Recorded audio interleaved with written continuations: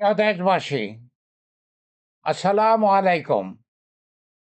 আমি আপনাদের পান্না ভাই বলছি আমেরিকা থেকে।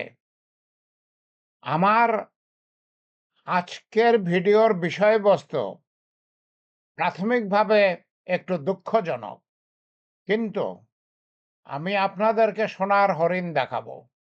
সোনার হরিণ দেখাবো, যেই সোনার হরিণ পাওয়ার জন্য আপনারা বাবা মাকে ছেড়ে, সংসার ছেড়ে বিদেশে যান। দুঃখের পর দুঃখের অংশটা প্রথমে বলি। আপনাদেরকে আমি ৩টা ছবি দেখাচ্ছি। নিচের দিকে দেখুন, ৩টা ছবি আছে। ১ম ছবিটা কি বলতেছে? ১ম ছবিটা বলতেছে বাংলাদেশের ১৬ জন যুবক আমেরিকা থেকে ফিরে এসেছেন। আমেরিকা থেকে ফিরে এসেছেন। তারা আমেরিকায় ঢুকতে পারেন নাই। তাদের তাদের মধ্যে একজন ৮০ লক্ষ টাকা দিয়েছিলেন। প্রায় সবাই ২৫, ৩০, ৪০ লক্ষ টাকা দিয়েছে। একজন ৮০ লক্ষ টাকা দিয়েছিলেন। ৮০ লক্ষ টাকা দিয়ে আমেরিকা গিয়েছিলেন। ভুয়া কাগজে ঢুকতে পারেন নাই, থাকতে পারেন নাই, ফেরত পাঠিয়ে দিয়েছে। কত বড় ক্ষতি আপনারা দেখুন। দ্বিতীয় ছবিটা যেটা দেখতেছেন, একটা নৌকা সমুদ্রে। এই নৌকায় ১৮ জন বাংলাদেশি খাবারের অভাবে, পানির অভাবে মারা গেছেন। খাবারের অভাবে, পানির অভাবে মারা গেছেন। তাদের লাশগুলো তাদের লাশগুলো সমুদ্রে ফেলে দিয়েছে। তাদের লাশগুলো সমুদ্রে ফেলে দিয়েছে। আহারে মা! আহারে বাবা! মা-বাবা প্রিয় সন্তানের মুখটাও দেখবেন না। জমি বিক্রি করে, গলার হার বিক্রি করে বাবা-মা ছেলেকে বিদেশে পাঠিয়েছিলেন। বলা ছিল যে তাদের বড় জাহাজে পাঠাবে। কিন্তু তাদের প্লাস্টিকের নৌকায় পাঠিয়েছে। তাদেরকে যথেষ্ট খাবার দেয় নাই, পানি দেয় নাই। আর বাংলাদেশেরই শুধু ১৮ জন খাবারের অভাবে, পানির অভাবে সমুদ্রে সেই নৌকার মধ্যেই মরে গেছে। তাদের লাশগুলোকে সমুদ্রে ফেলে দিয়েছে। কি দুঃখের কথা। তৃতীয় ছবিটা যেটা দেখতেছেন, মাত্র আজকেরই খবর, আজকের সংবাদপত্রে এসেছে। এটা হচ্ছে এক লোক, তাকে মিথ্যা প্রলোভন দেখিয়ে, চাকরির প্রলোভন দেখিয়ে রাশিয়ায় নিয়ে গিয়েছিল। সেও লোভে পড়ে সোনার হরিণ পাওয়ার জন্য রাশিয়া গিয়েছিল। কিন্তু রাশিয়া তাকে চাকরি দেয় নাই। তাকে সৈন্যদলে ঢুকিয়ে দিয়েছে। আর সে মারা গেছে। সে ইন্তেকাল করেছে ড্রোনের আঘাতে। ড্রোনের আঘাতে ইন্তেকাল করেছে। এইরকম মৃত্যুর খবর তো কয়েকদিন পরপরই আসতেছে। কয়েকদিন পরপরেই মৃত্যু খবর আসতেছে। মানুষকে মানুষকে পিটিয়ে মেরে ফেলে, সমুদ্রে মেরে ফেলে, সমুদ্রে নৌকা নৌকাডুবি হয়ে মারা যায়। আর এখন রাশিয়ায় যেয়ে ইউক্রেনের যুদ্ধের সাথে জড়িত হয়ে এখন যুদ্ধে মারা যায়। কেন মারা যায়? তারা সোনার হরিণ চেয়েছিল। তারা বাপের জমি, মায়ের স্বর্ণের অলংকার বিক্রি করে বিদেশে গেছে সোনার হরিণ পাওয়ার জন্য। কিন্তু তার ঘরেই যে সোনার হরিণ আছে তারা কি জানেন? সোনার হরিণ খুঁজতে কেন বিদেশে যান? কেন বিদেশে যান? আপনার ঘরেই সোনার হরিণ আছে, আপনি জানেন? আমি আজকে আপনাদেরকে দেখাবো। আমি আজকে আপনাদেরকে দেখাবো আপনার ঘরেই সোনার হরিণ আছে। কিভাবে? আপনার যদি মাত্র ১ কাঠা জমি থাকে, ১ কাঠা। যদি না থাকে তাহলে ১ কাঠা জমি আপনি কারো থেকে বর্গা নিবেন। ১ কাঠা জমি অল্প কয়েক টাকায় বছরে বর্গা পাওয়া যায়। ১ কাঠা জমি বর্গা নেবেন। আপনার যদি ১ কাঠা জমি থাকে, ১ কাঠা জমিতে কতটুকু? ৭২০ ফুট। ৭২০ ফুট জমিতে আপনি একটা ৩০ ফুট লম্বা 14 ফুট পাশের পুকুর করতে পারেন, চারিদিকে 3 ফুট পাশের পাড় করতে পারেন। আপনি সেই পুকুর পাড়ে ফলের গাছ লাগাবেন, সবজি লাগাবেন। সেখানে আপনি মৌমাছি রাখবেন মধু হওয়ার জন্য। আপনি সেই পুকুরে মাছ চাষ করবেন, পুকুরে মাছ চাষ করবেন, পুকুরে হাঁস চাষ করবেন। আর কি করবেন? সোনার হরিণ যেটা সেটা করবেন। সেটা কি? সেটা হচ্ছে ঝিনুকের চাষ করবেন। ঝিনুক যেটার মধ্যে মুক্তা হয়। আপনি এই ১ কাঠায় আপনি যেই সাইজের, যেই আকারের পুকুরটা করলেন, সেখানে ৫,০০০ ঝিনুক চাষ করতে পারবেন। ৫,০০০ ঝিনুক চাষ করতে পারবেন। ১০ মাসে ঝিনুকে মুক্তা পুরো হয়ে যায়। ১০ মাস পরেই আপনি মুক্তটা তুলতে পারবেন। আবার নতুন ঝিনুক দিতে পারবেন। আবার ১০ মাস পরে নতুন, নতুন মুক্তা হবে। একটা মুক্তার দাম কত? প্রত্যেকটা ঝিনুকে কমপক্ষে ২ টা মুক্তা হয়। আপনি যদি বড় সাইজের ঝিনুক ব্যবহার করেন, তাহলে আপনি ৪ টা মুক্তাও পেতে পারেন।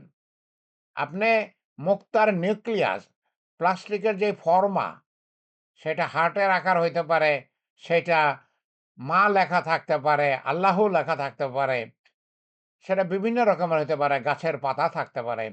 আপনি যেই ফরম্যাটটা ভিতরে দেবেন, সেইটার চারদিকেই মুক্তা হয়। আমি আপনাদেরকে ফ্রি ট্রেনিং দেব।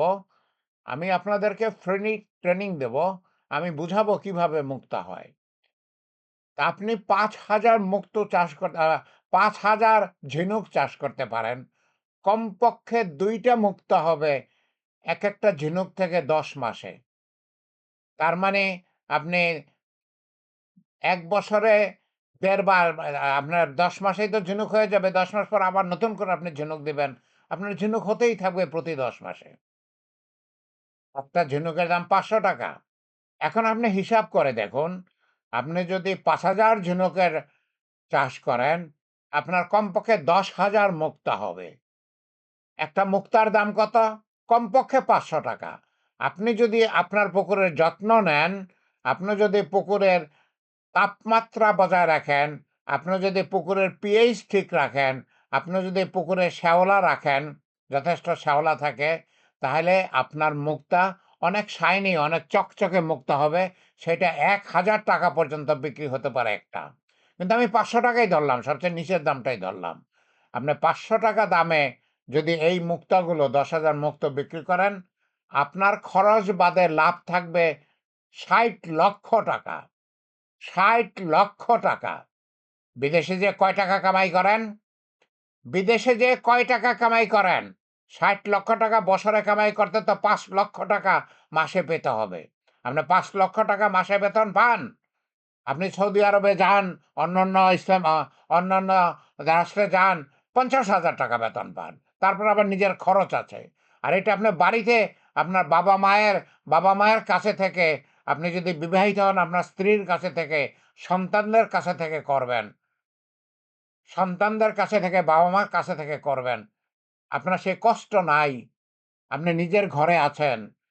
আর আপনি যেহেতু মুক্তার চাষ করেন, মানুষ আপনাকে সম্মানের চোখে দেখবে।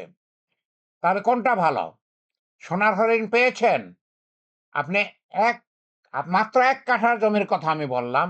আপনার হয়তো ১ বিঘা জমি আছে, আপনার হয়তো আধা বিঘা জমি আছে, আপনার হয়তো ১ কাঠার বেশি জমি আছে। আমি শুধু ১ কাঠার হিসাব দিলাম। ১ কাঠা জমিতে যদি আপনি বছরে ৳৬০,০০,০০০ মুক্তা পান, আর আপনার এই পুকুরের পাশে এবং পুকুরে যেই ফল হবে, যেই শাকসবজি হবে, যেই ডিম হবে, মাছ হবে, মাংস হবে, মধু হবে, সেগুলো আপনি ফ্রি খান। আমি সেগুলোর কোনো দাম ধরতেছি না। আপনি সেই সবকিছু ফ্রি খান, টাটকা খান।